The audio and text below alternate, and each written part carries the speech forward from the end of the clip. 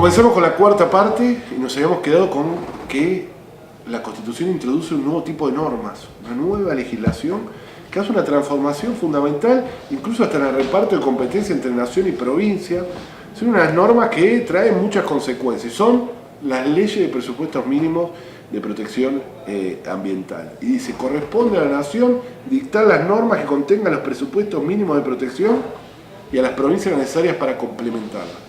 ¿Qué es esto? Una nueva delegación de competencia de las provincias a la nación. Dice, señores, ustedes, la nación, es decir, el Congreso Nacional, va a tener que sancionar normas de presupuestos mínimos, de tutelas mínimas, una especie de umbrales mínimos.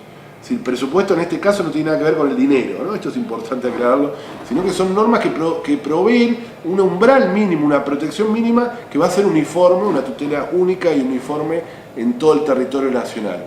Al cedérselo a las provincias, estas leyes son de aplicación automática en ellas.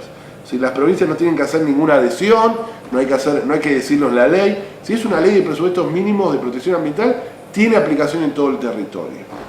Y en este caso estamos hablando de las leyes mínimas, las leyes de protección, leyes de presupuestos mínimos de protección ambiental, como la ley de glaciares, la ley de bosques, que establece iguales condiciones para todo el territorio. Y esto tiene que ver también, y viene mucho del derecho español, para que un habitante de una provincia no tenga diferencias en protección, o sea, tenga un piso de protección uniforme, es decir, que no pueda haber incluso hasta alguna deslealtad en que una provincia permita contaminar más para traer más industria, ¿no? Entonces esto establece un piso.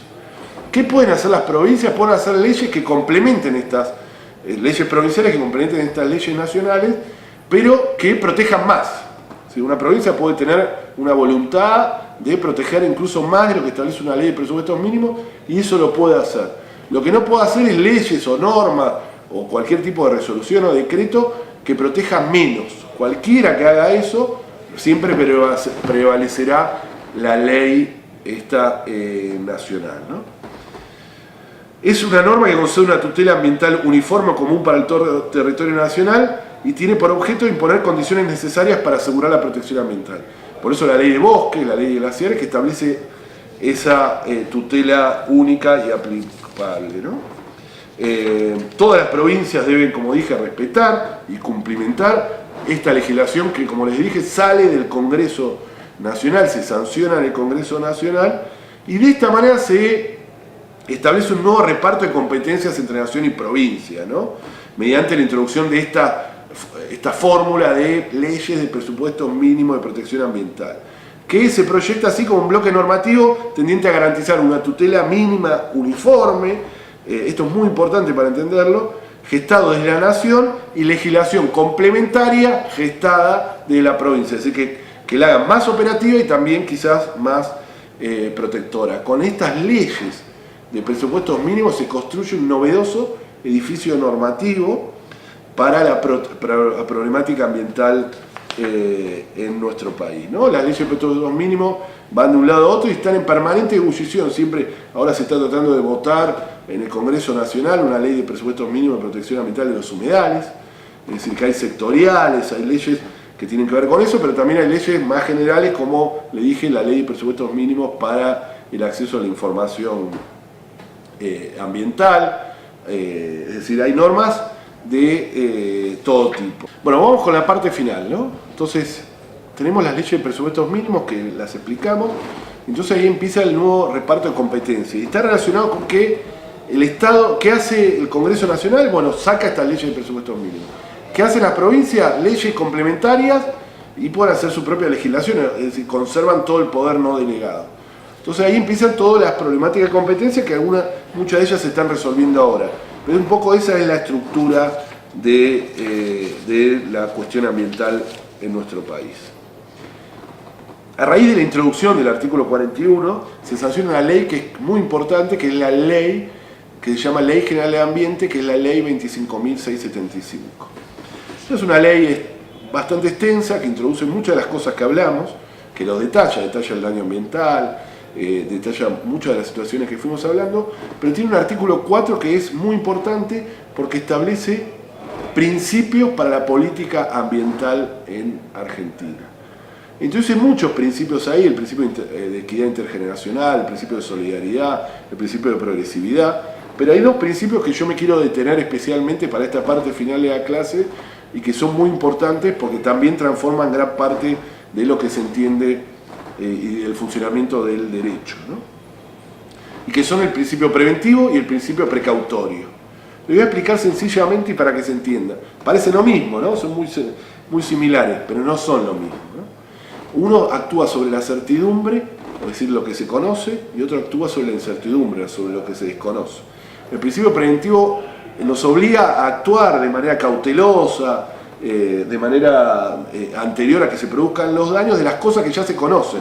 Hay actividades, hay sustancias que se introducen en la sociedad que ya la sociedad conoce que producen un daño, y eso hay que evitarlo.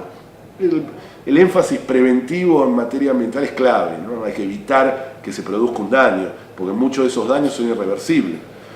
A diferencia de otras partes del derecho, en materia ambiental es clave la cuestión preventiva. Pero tenemos otro principio que deviene bien del derecho internacional, que es el principio precautorio, ¿no? Que es primo hermano al preventivo, pero no son los mismos, porque el precautorio, actúa sobre la incertidumbre, sobre o bien lo que no se conoce o lo que hay falta de certidumbre científica, o hay incertidumbre científica. Que determinada actividad nueva, una nueva forma de extraer petróleo, una nueva forma de extraer minerales que no había sido probada, eso hace que hay que actuar muy cautelosamente, nos obliga el principio precautorio, y lo que hace fundamental, o donde hay incertidumbre científica, ¿no? Donde parte de una biblioteca dice una cosa, parte otra sobre una sustancia, sobre algo que se quiere introducir en la sociedad. Eso también nos obliga. Y hace lo que se llama una especie de inversión de la carga de la prueba, ¿no? El principio precautorio es clave por eso. Quien introduce una actividad o quien introduce una sustancia o algo a la sociedad es la que debe probar la inocuidad del mismo, ¿no? Y esto es un cambio fundamental porque el derecho clásico está acostumbrado a quien dice algo tiene que probarlo, y en este caso es al revés. Quien trae una nueva técnica de explotación de minerales, quien trae una nueva sustancia y la quiere introducir y vender al mercado, es la que tiene que probar la inocuidad del mismo. Y esto hace esa inversión de la carga de la prueba que nos parece fundamental. Entonces, a modo de conclusión, y que me parece fundamental, nosotros siempre decimos que el derecho ambiental es como una gran flecha prendida a fuego en la punta, el que va atravesando todo el ordenamiento jurídico y todas las ramas del derecho, y a medida que lo va atravesando lo va limitando, lo va alterando positivamente, y toda esa forma de cómo lo altera con el daño ambiental, con la ley del presupuesto mínimo, con el principio precautorio, si son cambios rotundos para la mente y el funcionamiento de la sociedad. Ese es el desafío del momento, comprender esas transformaciones, ¿no? Esas limitaciones, esas alteraciones positivas de las distintas ramas del derecho. El derecho civil tiene un impacto fundamental en la cuestión de la responsabilidad, como le dije antes. Ahora no solo va a haber que indemnizar, sino también recomponer, es decir, volver las cosas al estado anterior. El derecho penal tiene que hacer delitos ecológicos que no existían hasta este momento.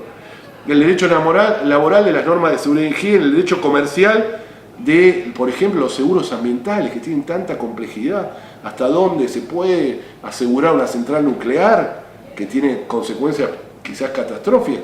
¿Qué aseguradora firmaría ese contrato, ¿no? El derecho procesal también es absolutamente convertido permanentemente sobre la legitimación. ¿Quién puede ir a juicio? En algunos casos, en otros países, hay personas que van a la justicia en nombre de un río. O sea, son cambios muy profundos que se van dando, y el derecho constitucional recibe cambios totales. Un nuevo edificio normativo con estas leyes de presupuestos mínimos, un nuevo intercambio de competencia entre nación y provincia. Por eso, y ahí sí para terminar, es muy importante comprender estas transformaciones para poder comprender las dimensiones y el alcance del derecho ambiental. Espero que les haya servido esta clase. Un gran saludo. Muchas gracias.